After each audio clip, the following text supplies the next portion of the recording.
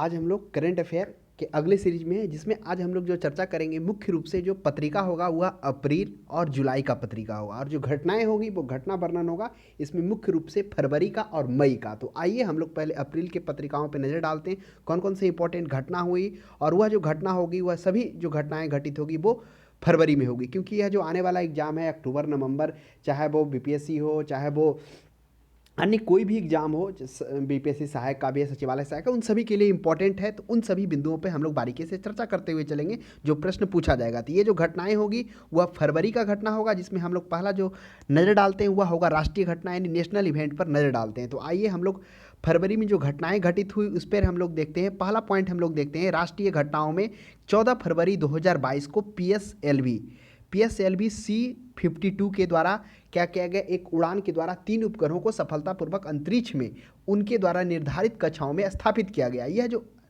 स्थापित किया गया यह मुख्य रूप से पृथ्वी अवलोकन उपग्रह था, जिसे हम लोग EOS यानी कि अर्थ ऑब्जर्वेशन सैटेलाइट 04 के रूप में जाना जाता है। यह मुख्य रूप से रडार इमेजिंग सैटेलाइट है। तो आप ध्यान में रखिएगा EOS 04 क्या किया गया, पृथ्वी अवलोकन उपग्रह को भेजा गया, जो लगभग 1710 केजी का है, 529 किलोमीटर की ऊंचाई पे भेजा गया PSLV C-54 के द्वारा 3 उपग्रहों को। तो ये था। नेक्स्ट पॉइंट पे हम लोग चलते हैं जो हम लोग देख रहे हैं राष्ट्रीय घटनाओं में। दूसरा पॉइंट नेक्स्ट बिंदु पे हम लोग चलते हैं कि 24 जनवरी 2022 में क्या हुआ, 14 वर्ष की सेवा के पश्चात जो संचार उपग्रह था कौन, INSAT-4 को सेवा मुक्त किया गया यानी उसे हटा दिया गया। नेक्स्ट घटना हम लोग देखते हैं कि 12 से 13 फरवरी 2022 को बेंगलुरु में IPL के 15वें सत्र का जो सर्वाधिक जो मूल्य निर्धारण किया गया, जो जब वहाँ पर जो नीलामी होता है तो उसमें देखा गया कि जो ईशान किशन थे उनका सबसे सर्वाधिक मूल्य निर्धारित किया गया 15.25 करोड़। तो आप ध्यान में रखिएगा IPL का जो 15वां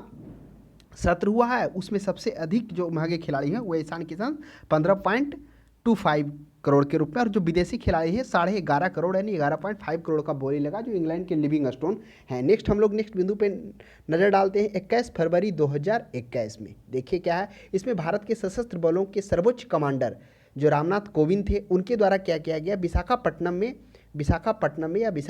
के तट पे नौसेना का 12वां फ्लीट रिव्यू लिया गया। जब कोई भी राष्ट्रपति बनता है तो एक फ्लीट रिव्यू हर एक राष्ट्रपति के एक शासनकाल में लिया जाता है। हालांकि ये जो मूलतः जो फ्लीट रिव्यू जो लेना था वो 2020 में प्रस्तावित था, लेकिन कोरोना महामारी के कारण उस समय नहीं हो पाया। तब राष्ट्रपति द्वारा नौसैनिक बेड़े की ऐसी समीक्षा अपने कार्यकाल में एक बार की ही जाती है, जो विशाखापट्टनम के तट पर संपन्न हुआ। नेक्स्ट हम लोग नजर डालते हैं 5 फरवरी 2022 को। अब 5 फरवरी 2022 में देखते हैं कि कौन क्या घटनाएं हुई। 11वीं सदी की वैदिक दार्शनिक एवं समाज सुधारक संत रामानुजाचार्य, इंपॉर्टेंट है, संत रामानुजाचार्य जो 5 फरवरी 2022 के 11वीं सदी के वैदिक दार्शनिक एवं सामाजिक सुधार थे की बैठी हुई मुद्रा का एक विशाल प्रतिमा कहाँ, तेलंगाना के हैदराबाद में स्थापित किया गया। और यह 5 धातुओं से मिलकर बना है, जिसमें कॉपर, सिल्वर, गोल्ड, जिंक और टाइटेनियम मिश्र धातु से बना हुआ है। 216 फीट क्या है, 216 फीट ऊंची, यानी विश्व की यह दूसरी सबसे ऊंची प्रतिमा के रूप में जाना जाता है। इसे क्या कहा गया, स्टैचू ऑफ इक्वेलिटी के रूप में जाना गया। तो प्रश्न पूछा जा सकता है कि स्टैचू ऑफ इक्वेलिटी किनसे संबंधित है, कहाँ किया गया, 2-3 तरह से प्रश्न पूछेगा। तो वो सभी बिंदुओं पे हम लोगों ने एक सारांश के रूप में देख लिया। अगले घटनाओं पे हम लोग देखते हैं 18 फरवरी 2022 की बात है। गुजरात में क्या हुआ था, आज से कई साल पहले 2008 में ये जो डिसीजन आया 2022 को आया। तो 2008 में क्या हुआ था, श्रृंखलाबद्ध तरीके से गुजरात में बम विस्फोट हुआ था, और इसका मामला 13 साल के बाद आया, जिसमें क्या किया गया, 38 आरोपियों को मौत का सजा सुनाया गया और 11 को मृत्यु तक कारावास का सजा सुनाया गया। तो ये इंपॉर्टेंट है, ऐतिहासिक है, क्योंकि इतने बार में एक बार में 38 आरोपियों को मौत का सजा, तो एक अपने आप में घटना इंपॉर्टेंट है। नेक्स्ट हम लोग देखते हैं 1 मार्च 2022 को। ये मुख्य रूप से घटना है, फरवरी है, लास्ट फरवरी आते थे, मार्च 1-2 मार्च तक कभी कवर हो जाता है। तो 1 मार्च 2022 को युद्धग्रस्त यूक्रेन में फंसे हुए भारतीय जो थे, आपको पता होगा कि यूक्रेन पर रूस के द्वारा हमला किया गया, उसमें से जो भारतीय फंसे हुए थे उसके तहत उसे निकालने के लिए एक ऑपरेशन गंगा चलाया गया, संचालित किया गया, जिसमें लगभग 2000 लोगों को स्वदेश लाया जा चुका है। नेक्स्ट हम लोग देखते हैं 21 फरवरी 2022 को चारा घोटाला का मामले में एक और क्या हुआ, जो लालू प्रसाद चारा घोटाले के मामले में जो क्या हुए दोषी करार हुए, उनके 5 वर्ष तक की एक सश्रम कारावास सीबीआई की विशेष अदालत के द्वारा रांची में सुनाया गया। अब हम लोग अंतर्राष्ट्रीय घटनाओं की तरफ बढ़ते हैं। ये तो कुछ राष्ट्रीय घटना था, अब हम लोग इंटरनेशनल इवेंट की तरफ बढ़ते हैं, जिसमें पहला पॉइंट देखेंगे 13 फरवरी 2022 को। देखिए हम लिखेंगे कम, थोड़ा सा आप सुनिएगा स्ट्रिक्टली, क्योंकि जितना स्पीड से हम बोल पाते हैं उतना तेजी से लिख नहीं पाते। तो 13 फरवरी 2022 को नेपाल के जो सर्वोच्च न्यायाधीश वहाँ के जो थे, क्योंकि हमारे देश से सटा हुआ है तो आपको पता होगा कि जो हमारे देश के सटे हुए हैं उनसे भी क्या होता है, जो घटनाएं इंपॉर्टेंट है पूछा जा सकता है। तो एक घटना क्या हुआ कि नेपाल के सर्वोच्च न्यायालय के न्यायाधीश जस्टिस शमशेर जेबी रन्ना के विरुद्ध क्या हो गया, महाभियोग, या ये जो भी कहिए, महाभियोग कहिए या अविश्वास प्रस्ताव कहिए, 100 से अधिक सांसद के द्वारा प्रस्तुत किया चुका। वहाँ का नियम होता है, जैसे महाभियोग दर्ज किया गया, नेपाल के मुख्यमंत्री स्वतः ही निलंबन का प्रावधान वहाँ पर हो जाता है, स्वतः निलंबन हो जाता है। तो वही है। उसके बाद वरिष्ठ न्यायाधीश दीपक कुमार कुर्की को मुख्य न्यायाधीश के नियुक्त किए गए। तो इस तरह से जो हमारे पड़ोसी देश है नेपाल में एक घटना हुआ। नेक्स्ट हम लोग देखते हैं अंतर्राष्ट्रीय घटना में दूसरा, 13 फरवरी 2022 को 5वें लगातार दूसरे कार्यकाल हेतु जर्मनी के राष्ट्रपति कौन, फ्रैंक वाल्टियर, तो जर्मनी के जो राष्ट्रपति हैं फ्रैंक वाल्टियर स्टीनमेयर का पुनः निर्वाचित हुआ। यानी कि वह पुनः जब फिर से 5 वर्ष के बाद जो वहाँ निर्वाचन हुआ राष्ट्रपति के लिए, फिर वो कौन चुने गए, फ्रैंक वाल्टियर स्टीनमेयर चुने गए। नेक्स्ट हम लोग देखते हैं अंतर्राष्ट्रीय आर्थिक सहयोग संगठन के प्रमुख वैश्विक मंच G20, आपको पता होगा G20 का जो शिखर सम्मेलन है 2023 का जो होने वाला है, वह 2023 में कैमा होने वाला है, ये 2023 का आप मान के चलिए। अच्छा ये ध्यान से उठ गया शायद, क्या कैमा है, 76वां या जो भी होगा, चलिए। तो G20 का जो 2022 में सम्मेलन होने वाला वह भारत में होने वाला, 2022 नहीं 2023 में।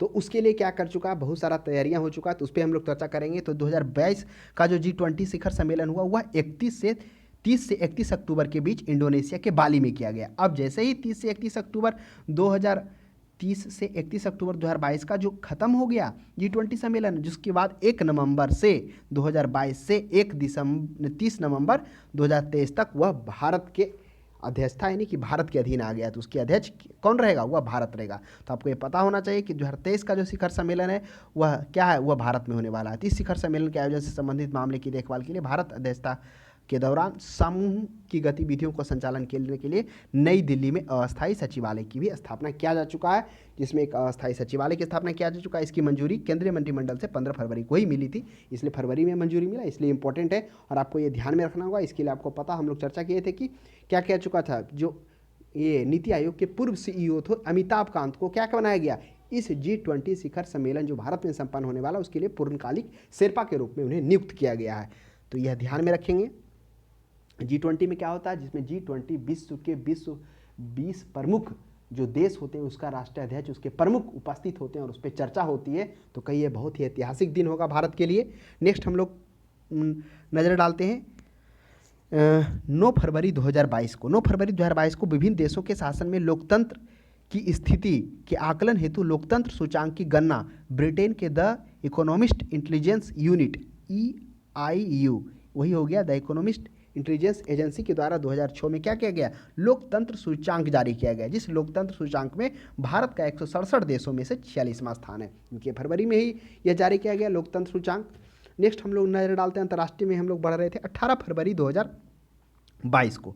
क्या होता है 2022 को, भारत संयुक्त अरब अमीरात के बीच वर्चुअली एक बैठक होता है और उस बैठक में दोनों देशों के बीच बातचीत होता है और व्यापारिक आर्थिक एक समझौता होता है, जिसे हम लोग क्या कहते हैं, सेपा के नाम से जानते हैं। यह सेपा क्या है, सेपा देखिए CEPA, फिर से हम लिख देते हैं, यह जो सेपा है भारत और संयुक्त अरब अमीरात के बीच में हुआ कॉम्प्रिहेंसिव इकोनॉमिक पार्टनरशिप एग्रीमेंट। यह सेपा क्या है, इस सेपा जैसे ही ये लागू हो गया, इसके तहत दोनों देशों के बीच आयात निर्यात में सुविधा हो गया कि वहाँ पे आयात निर्यात के लिए शून्य शुल्क लागू किया गया, जैसे आभूषण हो गया, ये हो गया, रत्न हो गया, ये सभी पर। तो इसके तहत क्या हो जाएगा, दोनों देशों के बीच व्यापार बढ़ेगा। जैसे ही सेपा लागू हुआ, ठीक इसके 6 सप्ताह बाद ऑस्ट्रेलिया के साथ भी कुछ एक ऐसा ही समझौता हुआ जिसे एक्टा के नाम से जाना जाते हैं, ECT। अब एक्टा क्या है, तो इसका मतलब हो गया इकोनॉमिक कॉम्प्रिहेंसिव ट्रेड एग्रीमेंट। ये इसी तरह का है जिसमें क्या किया गया, बहुत सारे व्यापार जो हो रहा है, आयात निर्यात हो रहा है, उसमें छूट देने का प्रावधान हुआ ताकि क्या हो, दोनों देशों के बीच व्यापार सुविधाजनक हो। तो ये ध्यान में रखिएगा, सेपा भी इंपॉर्टेंट है, एक्टा भी इंपॉर्टेंट है। सेपा हम लोगों ने चर्चा की कि सेपा क्या है, कॉम्प्रिहेंसिव इकोनॉमिक पार्टनरशिप एग्रीमेंट, जो सेपा क्या किया गया, संयुक्त अरब अमीरात के साथ किया गया, जिसमें क्या किया गया, संयुक्त अरब में शून्य शुल्क हो जाएगा आयात निर्यात पर। दोनों देशों के बीच क्या हो जाएगा, व्यापारिक जो होगा वह स्तर बढ़ेगा, सुविधाजनक होगा, सुचारू होगा। और उसके 6 सप्ताह बाद ऑस्ट्रेलिया के साथ भी इक्टा लागू किया गया, जिसमें हम लोग सेपा के इक्टा में economic cooperative trade and agreement लाया। नेक्स्ट अब हम लोग डालते हैं 17 फरवरी 2022 की घटना है, देश में पहली बार वाटर टैक्सी। अब ये तो अंतर्राष्ट्रीय घटना खत्म हो गया, अब हम लोग कुछ और महत्वपूर्ण पहलू पे नजर डालते हैं। 17 फरवरी 2022 को क्या हो गया, देश में पहली बार वाटर टैक्सी स्टार्ट किया गया। ये वाटर टैक्सी क्या है, यानी कि आपको समुद्र के द्वारा, नदी के द्वारा, नहर के द्वारा आपको ले जाया जाएगा। जो वाटर टैक्सी था वह मुंबई से प्रारंभ किया गया। नेक्स्ट हम लोग देखते हैं 19 फरवरी 2022 को एशिया का सबसे बड़ा गोबर, आपको पता होगा, गोवर्धन योजना संयंत्र मध्य प्रदेश के इंदौर में स्थापित किया गया, जिसके लिए प्रधानमंत्री नरेंद्र मोदी ने इसका वर्चुअली रूप से वीडियो कॉन्फ्रेंसिंग के जरिए उद्घाटन किया था। तो इंपॉर्टेंट है, एशिया का सबसे बड़ा गोवर्धन, पूरे एशिया, भारत नहीं पूरे एशिया का सबसे बड़ा हुआ, मध्य प्रदेश के इंदौर में स्थापित किया गया। अब कुछ हम लोग नियुक्तियां की तरफ बढ़ते हैं कि क्या क्या फरवरी में नियुक्तियां किया गया जो इंपॉर्टेंट है, जहाँ में प्रश्न आ सकते हैं। तो विश्व बैंक, जो विश्व बैंक के प्रमुख के रूप में कार्यरत रहे बांग्लादेश के जुनैद कमाल अहमद को क्या किया गया, इस बैंक के उपाध्यक्ष के रूप में नियुक्त किया गया। तो ध्यान में रखेंगे, ये भारत के नहीं है, लेकिन जो प्रतिनिधित्व करेंगे वो भारत का भी करेंगे, जुनैद कमाल अहमद। नेक्स्ट हम लोग डालते हैं 11 फरवरी 2022 को एन चंद्रशेखरन टाटा सन्स के चेयरमैन पद पर नियुक्त किए गए। ये टाटा सन्स क्या है, आपको पता हुआ, टाटा सन्स टाटा समूह की होल्डिंग कंपनी का ही एक भाग है टाटा सन्स। तो उसके कौन, एन चंद्रशेखरन नियुक्त किए गए। नेक्स्ट हम लोग नजर डालते हैं जो नियुक्तियां पे डाल रहे हैं 4 फरवरी 2022, 4 फरवरी 2022 को नई दिल्ली में स्थित जवाहरलाल नेहरू विश्वविद्यालय के जो कुलपति रहे थे, कौन, प्रोफेसर जगदेश कुमार। अब ये प्रोफेसर जगदेश कुमार क्या है, दिल्ली के स्थित जवाहरलाल नेहरू के कुलपति रहे। अब जगदेश कुमार को क्या किया गया, यूजीसी का, यानी विश्वविद्यालय अनुदान, यूजीसी यूनिवर्सिटी ग्रांट कमेटी का क्या किया गया, चेयरमैन नियुक्त कर दिया गया। अब क्या हो गया, अब जवाहरलाल नेहरू विश्वविद्यालय जो दिल्ली में था उसका पद खाली हो गया, तो उसके जगह पर शांति श्री धूलपड़ी पंडित को नियुक्त किया गया। तो ध्यान में रखेगा, यूजीसी के नए चेयरमैन 4 फरवरी को किनको नियुक्त दिया गया, प्रोफेसर जगदीश जो भी जगदेश कुमार को नियुक्त किया गया। नेक्स्ट हम लोग नियुक्तियां पर हम लोग नजर डालते हैं, क्या नियुक्तियां किया गया फरवरी 2022 में हम लोग देखते हैं।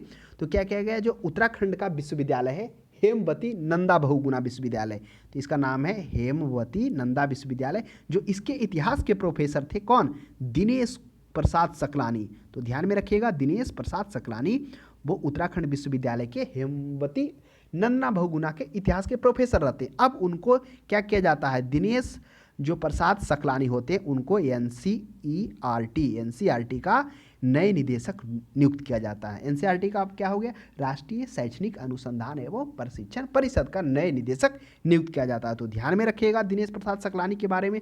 नेक्स्ट हम लोग नियुक्तियां की तरफ बढ़ रहे हैं। तो 2022 में और कौन नियुक्तियां हुए, तो भारतीय प्रशासनिक सेवा जो मणिपुर कैडेट के आईएएस होते हैं श्री विनीत जोशी को क्या किया जाता है, सीबीएसई के चेयरमैन का प्रभार के रूप में, अतिरिक्त प्रभार के रूप में दिया जाता है।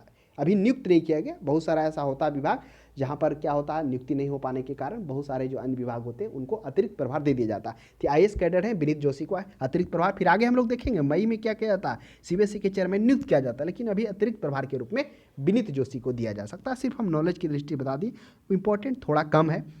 नेक्स्ट देखेंगे, देश की समुद्री सुरक्षा के सुदृढ़ता लाने के लिए देश में पहली बार क्या किया गया, राष्ट्रीय समुद्री सुरक्षा समन्वयक यानी कि नेशनल मैरीटाइम सिक्योरिटी कोऑर्डिनेट का पद सृजित किया गया। यह पद सृजित किया गया पहली बार, इसलिए इंपॉर्टेंट है। और इसके जो हैं पद सृजित करते हुए जो इनको बनाया गया, इसको नियुक्त किया गया, क्योंकि किनको नियुक्त किया गया, वाइस एडमिरल जो सेवानिवृत्त है जी अशोक कुमार को इस पद पर नियुक्ति किया गया, अशोक जी को।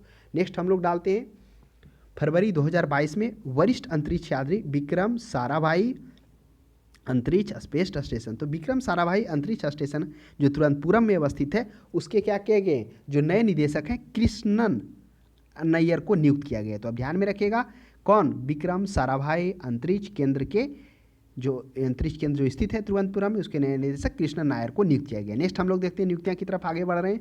फरवरी 2022 में वित्त मंत्रालय के विगत 5 वर्षों के प्रधान जो रहे, आर्थिक सलाहकार रहे, 5 वर्षों के जो आर्थिक सलाहकार श्री संजीव सन्याल को क्या किया गया, आर्थिक सलाहकार परिषद के पूर्णकालिक सदस्य बनाया गया। अब आपके माइंड में उठा हुआ कि जब हम लोग पहले चर्चा किए थे तो जनवरी की घटनाओं में देख रहे थे, तो हम लोगों ने चर्चा किया था कि वहाँ पे क्या हुआ था कि ये मुख्य आर्थिक सलाहकार को नियुक्त किया गया था प्रधानमंत्री के। तो यहाँ पर ये आप क्या कर रहे हैं, संजीव जो सन्याल वो क्या है, तो संजीव सन्याल हैं, जो आर्थिक सलाहकार परिषद के पूर्णकालिक सदस्य हैं, यानी सदस्य के रूप में आर्थिक सलाहकार। लेकिन मुख्य आर्थिक सलाहकार प्रधानमंत्री के जो चुना गया था वो जनवरी में कौन चुने गए थे, अनंत नागेश्वरन चुने गए थे। तो यह ध्यान रखिएगा, अनंत नागेश्वरन जनवरी में मुख्य आर्थिक सलाहकार के रूप में नियुक्त किए गए, फिर सदस्य के रूप में प्रधानमंत्री के पूर्णकालिक सदस्य के रूप में संजीव सन्याल को नियुक्त किया गया। तो ये तो था दोनों में अंतर।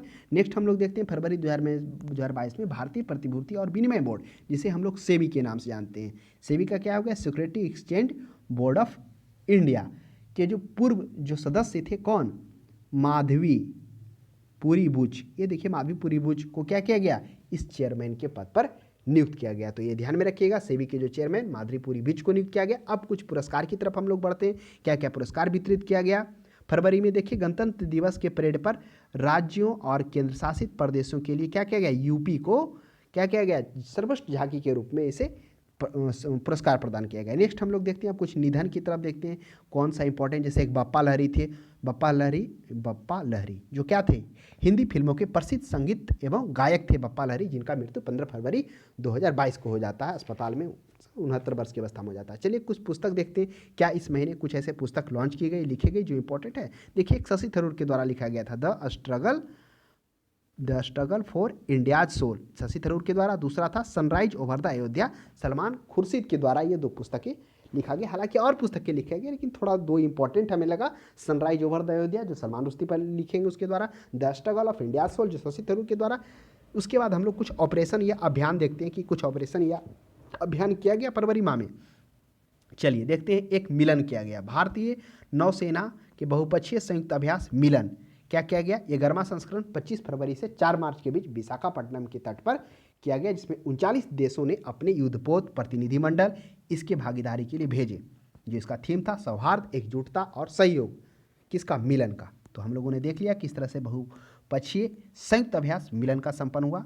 इसके पहले हम लोगों ने देखा था रिमपैक, जिसमें भारत पहली बार लिया था ना, एक रिमपैक था, संयुक्त अभ्यास था। चलिए नेक्स्ट हम लोग विविध पर नजर डालते हैं। एक अटल टनल है, अटल टनल के बारे में चर्चा करते हैं, जिसकी लंबाई 9.02 किलोमीटर है। एक बार तो पूछ भी दिया गया था इसकी लंबाई कितना है।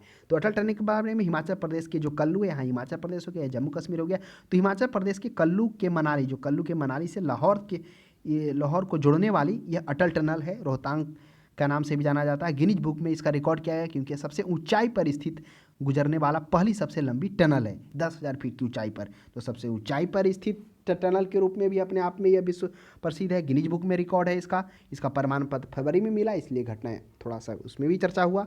सीमा सड़क संगठन के महानिदेशक श्री राजीव कुमार चौधरी फरवरी 2022 में इसको प्रदान किया गया, जो सर्टिफिकेट गिनीज बुक के द्वारा दिया गया। तो यानी कि 9.2 किलोमीटर 9.02 है, 9.02 किलोमीटर लंबी यह राजमार्ग सुरंग मनाली और लाहौर को क्या करता, पूरे वर्ष जोड़े रखने में महत्वपूर्ण भूमिका निभाता। जैसे ये टनल बना तो मनाली और लेह के बीच में जो दूरी था वह 40 किलोमीटर कम देखा गया। अब चलिए, अब शीतकालीन ओलंपिक अब हम लोग देखते हैं कि क्या होता है।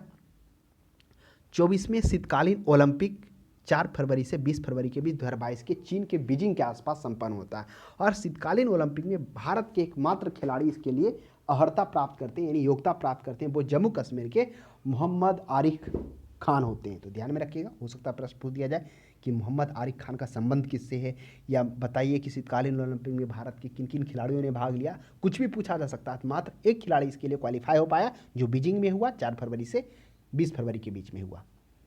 चलिए नेक्स्ट हम लोग देखते हैं खेलकूद की तरफ। हम लोग आते हैं खेलकूद में, देखेंगे 18 से 19 फरवरी के बीच कोलकाता के मिजोरम के विरुद्ध रणजी ट्रॉफी हुआ, कोलकाता में हुआ। और हम आपसे प्रश्न पूछे थे इससे पहले वाले सीरीज में कि बताइए इस रणजी ट्रॉफी में खेलते हुए बिहार के किस खिलाड़ी ने 13 शतक मारा, और ये भी हमने बताया था वो मैच कलकत्ता में हुआ था, और शायद हमने हिंट भी किया था कि वो मिजोरम या मणिपुर, तो मिजोरम के खिलाफ हुआ था, जिसमें बिहार के साकिबुल गिनी 13 शतक मारे थे 341 रन के साथ। तो ये प्रश्न था। नेक्स्ट हम लोग देखते हैं 4 से 5 फरवरी 2022 को आईसीसी के 14वें अंडर विश्व कप टूर्नामेंट के विजेता कौन, भारत के 5वीं बार रहे इंग्लैंड को हराकर वेस्ट इंडीज ने जीता। यानी कि जो अंडर 19 का आईसीसी वर्ल्ड कप हुआ वह भारत विजेता रहा 5वीं बार, और वह मैच वेस्ट इंडीज में हुआ, इंग्लैंड को हराया। नेक्स्ट देखेंगे भारत का 1000वां जो मैच खेला गया, कौन मैच, 1000वां एक दिवसीय मैच जो खेला गया वह कहाँ खेला गया, वह गुजरात में खेला गया। गुजरात के अहमदाबाद नरेंद्र मोदी स्टेडियम में 6 फरवरी को वेस्ट इंडीज के विरुद्ध खेला गया। कैप्टन रोहित शर्मा थे।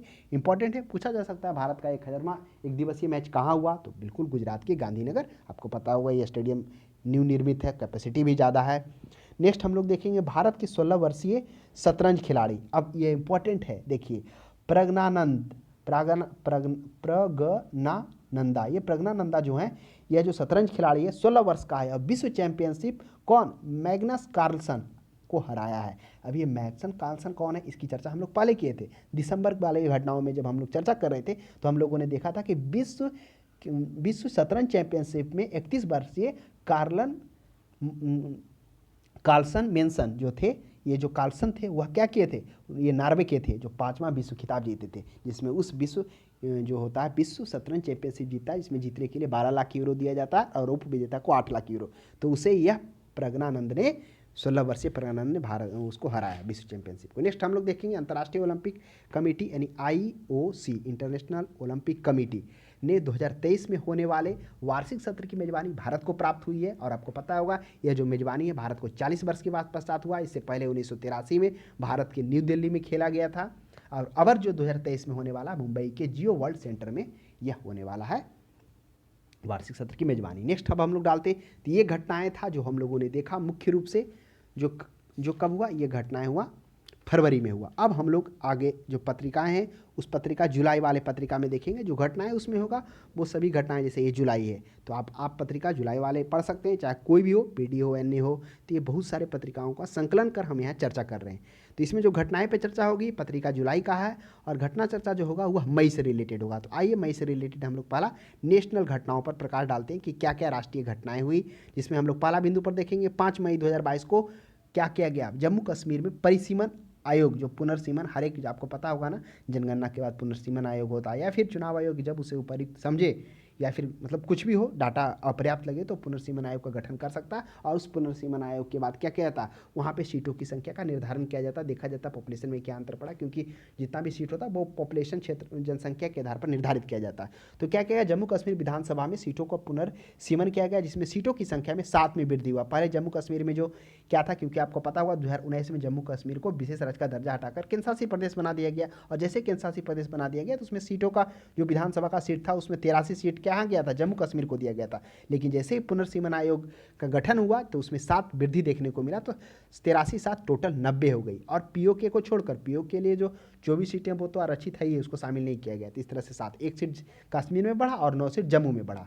चलिए ये तो था जम्मू कश्मीर में पुनर्सीमन आयोग के गठन के बाद जो सीटों की संख्या में वृद्धि हुई वो हम लोगों ने देखा। अब हम लोग देखते हैं मई 2022 में त्रिपुरा के भाजपा सरकार के नेतृत्व में क्या किया गया, त्रिपुरा में सरकार में अंतर देखने को मिला। अब मुख्यमंत्री जो विप्लव कुमार थे अब उनके जगह पर कौन हो गए, मणिक कुमार साहा हो गए। तो ध्यान में रखिएगा यह जो मई की घटनाएं हैं, मई में विप्लव कुमार की जगह पर क्या हो गए, मणिक कुमार साहा बने। वहाँ के राज्यपाल सत्यदेव नारायण है, यह भी आप ध्यान में रखिएगा, क्योंकि आपको पता होगा हाल ही में जो एग्जाम हुआ था उसमें आपने देखा होगा तो क्या क्या राज्यपाल से भी प्रश्न पूछ दिया गया था, तो इसलिए थोड़ा इंपॉर्टेंट है, ध्यान में रखेंगे। चलिए नेक्स्ट हम लोग आगे बढ़ते हैं नेक्स्ट पॉइंट पे, स्वदेश निर्मित युद्धपोत। एक क्या है, स्वदेश निर्मित युद्धपोत सूरत और उदयगिरी का जलावरण 17 मई को किया गया, रक्षा मंत्री राजनाथ सिंह ने किया। उसके बाद हम लोग अगला देखते हैं 12 मई 2022 को सुखोई 30 MKI के से विस्तारित क्षमता वाली ब्रह्मोस मिसाइल का पहला परीक्षण किया गया। तो आपको पता होगा इसकी चर्चा ब्रह्मोस मिसाइल को पहले भी किए थे, जिसका 2.8 गति है, यानी ध्वनि की गति से 3 गुना अधिक है, क्योंकि मैक होता है, मैक वो अब मैक निकालने के लिए क्या होता है जो ध्वनि में वायु की गति है प्लस जो वस्तु है जो भी आप ले रहे हैं उसका गति उस तरह से मैक निकलता है। चलिए नेक्स्ट हम लोग पॉइंट डालते हैं जो हम लोग राष्ट्रीय घटनाओं पर डाल रहे थे, DRDO के द्वारा क्या किया जाता है, DRDO के सहयोग से स्वदेश निर्मित विकसित पहली नैनो एंटीशिप यानी कि नैनो पोतरोधी मिसाइल का सफल प्रशिक्षण 18 मई को किया जाता है। तो ध्यान में रखिएगा DRDO के जो कौन है अध्यक्ष हैं, समीर बी कामत है। नेक्स्ट हम लोग डालते हैं 24 अप्रैल 2022 को पंचायती राज दिवस पर, कब, 24 मार्च, आपको पता होगा 24 अप्रैल को पंचायती राज दिवस के रूप में मनाया जाता है। तो इस पंचायती राज के दिवस पर अमृत महोत्सव क्या किया गया, अमृत महोत्सव पर देश भर में अमृत सरोवर तैयार करने का आह्वान किया गया सरकार के द्वारा, जिसमें कहा गया कि 15 अगस्त 2023 तक कम से कम भारत में 75 अमृत सरोवर तैयार करने का लक्ष्य रखा गया। और सबसे खुशी की बात है कि इसका जो पहला है टारगेट, कौन सबसे पहले टारगेट प्राप्त करने वाला कौन बना, वह यूपी बना। उत्तर प्रदेश के रामपुर जिले के पटवाई में स्थित है पहला अमृत सरोवर बनाया गया। तो पूछा जा सकता है कि अमृत सरोवर पहला कहाँ बनाया गया? तो यूपी के रामपुर में हम लोगों ने देखा, वहाँ स्थापित किया गया। नेक्स्ट हम लोग देखते हैं राष्ट्रीय घटनाओं की तरफ हम लोग बढ़ रहे थे। 15 मई 2022 को तमिलनाडु के देव सहाय पिल्लई, ये देव सहाय पिल्लई कौन है? देव सहाय पिल्लई इंपॉर्टेंट इसलिए है क्योंकि इनके मरने के 270 सालों के बाद इनको संत का दर्जा दिया गया, देव सहाय पिल्लई को, इंपॉर्टेंट है।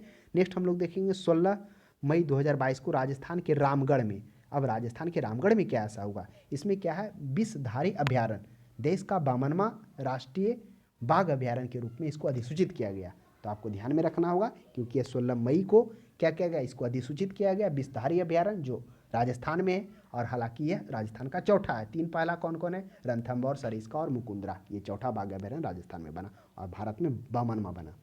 चलिए, ये तो कुछ राष्ट्रीय घटना था।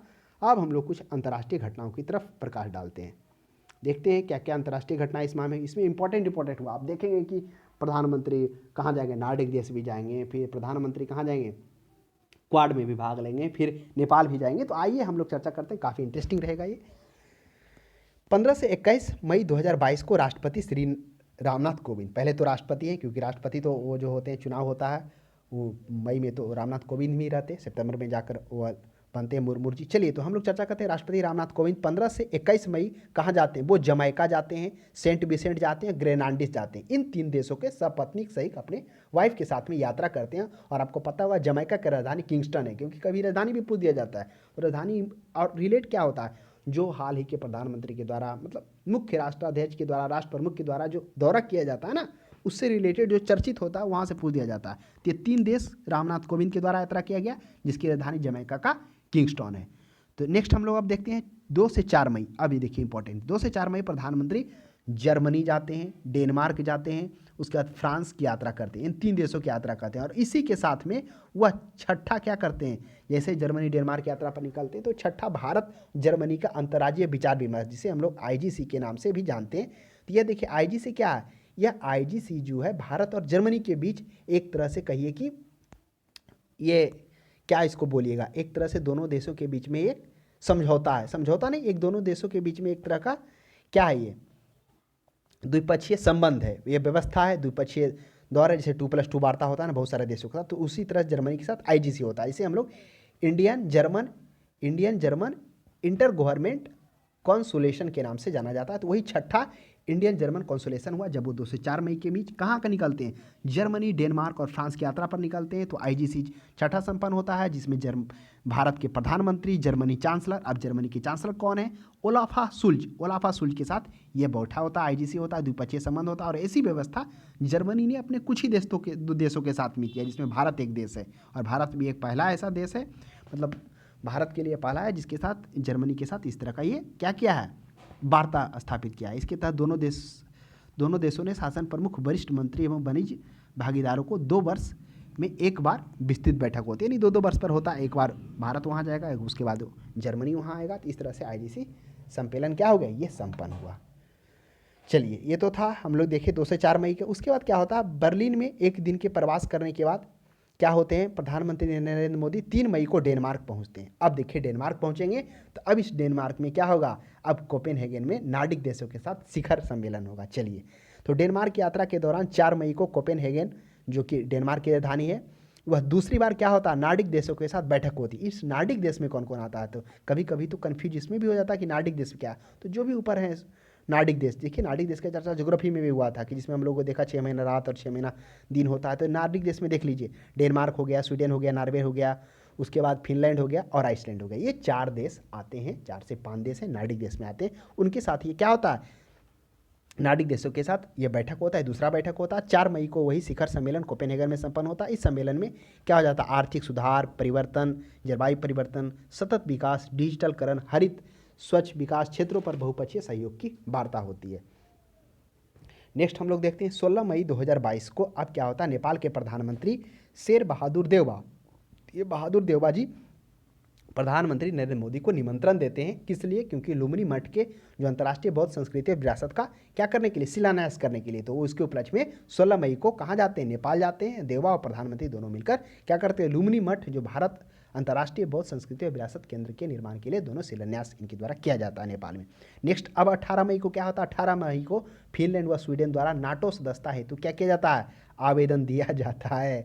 अब देखिए, आपको पता होगा कि यह जो है फिनलैंड, चर्चा अभी भी किए थे, नॉर्डिक देश में भी किए थे, फिनलैंड और स्वीडन के द्वारा नाटो की सदस्यता के लिए आवेदन दिया जाता है। और नाटो का जो है हेडक्वार्टर ब्रुसेल्स है। और आपको पता होगा वह नाटो का सदस्यता तभी कोई ले सकता है जो उसके सदस्य देश हैं, उन सभी सदस्य देशों की सहमति हो, तब। अगर ऑब्जेक्शन लगा देगा तो नहीं ले सकता। तो जैसे ही स्वीडन और फिनलैंड क्या क्या आवेदन किया, तो जो उसके जो देश हैं सदस्य देश टर्की, वह इस पर ऑब्जेक्शन लगा दिया, आपत्ति दायर कर दिया। तो इसके कारण अभी थोड़ा रुका हुआ है। अब देखिए क्या होता है आगे। और आपको पता होगा जो यूक्रेन पर रूस के द्वारा हमला किया गया, वह नाटो की तरफ झुकाव को देखते हुए ऐसा किया गया। यह आप अगर उसके विस्तृत अध्ययन करेंगे तो ये चीज़ थोड़ा सा देखने को मिलेगा। नेक्स्ट देखा जाए, विश्व के पूर्व नंबर 1 खिलाड़ी कौन? ये देखिए ना, नाम है उनका एड डेनिस है। हाँ, एड डेनिस, अच्छा, वो तो टेनिस खिलाड़ी थे ना, बोरिस बेकर थे, है ना, बोरिस बेकर को क्या कर दिया गया? नंबर 1 खिलाड़ी टेनिस के रहते हैं, उन पर क्या कहता है, 2.5 साल का कारावास की सज़ा सुनाया जाता है। और वो शायद वो दिवालियापन को लेकर होता है, कुछ ऐसे ही होता है जो फॉल्स उसके कारण में अपर्याप्त होता है। नेक्स्ट देखिएगा, 2021-22 में सर्वाधिक कमाई वाले, अब 21-22 में क्या कहता है, सर्वाधिक कमाई वाले फोर्ब्स के द्वारा सूची तैयार किया जाता है। सबसे अधिक 10 खिलाड़ियों का, 10 खिलाड़ियों में सबसे पहले नंबर पर लियोन मेसी आता है जो अर्जेंटीना के हैं। अब चलिए, अब क्या होता है कि मई में क्या होता है, मई 2022 में विश्व प्रेस स्वतंत्रता सूचांक की गणना किया जाता है, जिसमें फ्रांस के एक गैर सरकारी संगठन रिपोर्ट सैंक फ्रंटियर्स के द्वारा किया जाता है, जिसमें भारत का स्थान क्या रहता है, 180 देशों में 150वां स्थान रहता है विश्व प्रेस स्वतंत्रता में। नेक्स्ट हम लोग देखते हैं, जापान के प्रधानमंत्री फूमियो किशिदा। चलिए, फूमियो किशिदा के निमंत्रण पर क्या करते हैं, नरेंद्र मोदी 22 मई की शाम को ही दिल्ली से रवाना हो जाते हैं जापान के लिए। और आपको पता होगा 23 से 24 मई के बीच में क्या होता है, क्वाड का शिखर सम्मेलन भी होता है। तो ये जर्मनी जाते हैं, फिर क्वाड में लेते हैं। अब क्वाड क्या है? क्वाड ये 4 देशों का संगठन है, जिसमें अमेरिका, भारत, ऑस्ट्रेलिया और जापान होता है। तो ये क्वाड का सम्मेलन होता है। इस क्वाड सम्मेलन में ऑस्ट्रेलिया के प्रधानमंत्री कौन आते हैं? एंथनी अल्बरेज आते हैं। फिर जापान के प्रधानमंत्री फूमियो किशिदा आते हैं। फिर राष्ट्रपति अमेरिका के कौन आते हैं? जोसेफ बाइडेन आते हैं। और इसी में से एक नया यहाँ पर सम्मेलन तैयार होगा, एक तरह से अगुवाई में राष्ट्रपति के, जो आगे हम लोग देखेंगे कि राष्ट्रपति जो बाइडेन के नेतृत्व में एक न्यू संगठन तैयार होगा जिसको IPEF के नाम से जाना जाएगा। तो पहले क्वाड की चर्चा कर लेते हैं।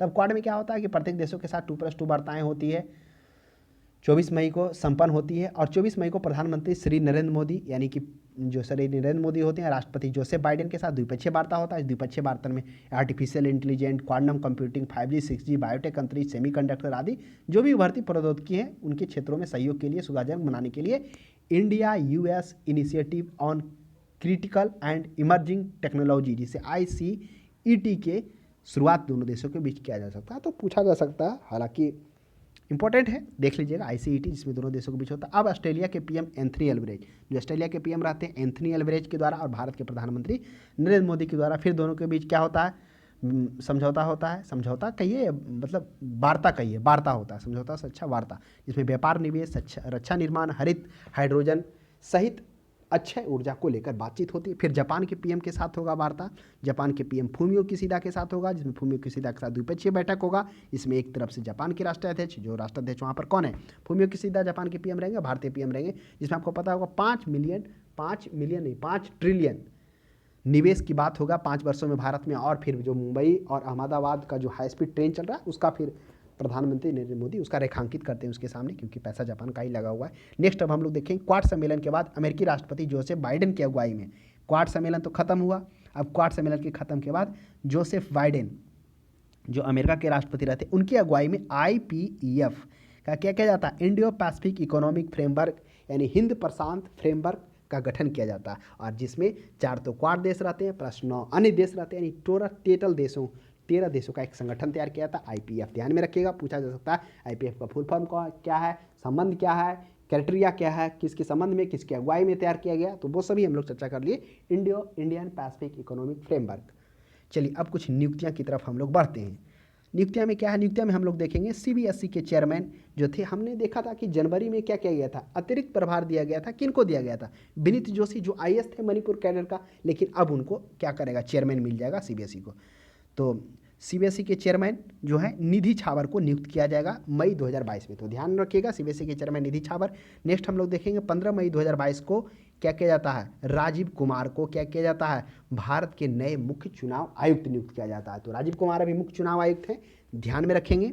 फिर क्या कहता है, मई 2022 में जो रंगीता सिंह है उनको क्या कहता है, केंद्रीय कर्तव्य सीबीडीटी का अतिरिक्त क्या कहता है, सीबीडीटी का अतिरिक्त चेयरमैन बनाया जाता है। किनको, संगीता सिंह को। तो ये अतिरिक्त हमने चर्चा किया था ना कि अतिरिक्त प्रभार कब किस परिस्थिति में दिया जाता है, जब उसके जो चेयरमैन नियुक्त नहीं होते तब दिया जाता है अतिरिक्त प्रभार के रूप में अन्य किसी को, उसके साथ साथ में अन्य कोई विभाग को। नेक्स्ट देखिए 2022-23 के लिए क्या कहता है, उद्योग जगत का सबसे बड़ा संगठन। अब उद्योग जगत का सबसे बड़ा संगठन कौन है, भारतीय उद्योग परिसंघ, जिसे हम लोग confederation of Indian industry CII के रूप से जानते हैं। कॉन्फेडरेशन ऑफ इंडियन इंडस्ट्री के नए चेयरमैन यानी नए अध्यक्ष के रूप में संजीव बजाज को बनाया गया। तो ध्यान में रखिएगा, संजीव बजाज को क्या किया, CII यानी भारतीय उद्योग परिसंघ के अध्यक्ष के रूप में 22 मई को क्या किया जाता है, बनाया जाता है। चलिए, तो ये घटनाएं था जो हम लोगों ने मुख्य रूप से चर्चा किया। अप्रैल, जो अगर आप प्रतियोगिता दर्पण या फिर अन्य पत्रिकाओं में देखेंगे तो अप्रैल और जुलाई का था, और घटनाएं जो घटित इसमें हुई थी मुख्य रूप से हम लोगों ने देखा कि अभी तो हम लोग चर्चा किए थे जो मई में घटनाएं हुई, और उधर हम लोगों ने चर्चा किया कि जो कहाँ घटना हुआ वह जो जून में घटना हुआ। तो उन सभी पे हम लोगों ने मई और मुख्य रूप से जून में जितनी भी घटनाएं हुई, मई और फरवरी में, सॉरी जून में नहीं, मई और जून में जितनी भी घटनाएं उस पर चर्चा की है। तो आज के लिए इतना ही। अब हम लोग अगले सीरीज में मिलते हैं, तब तक बने रहिए।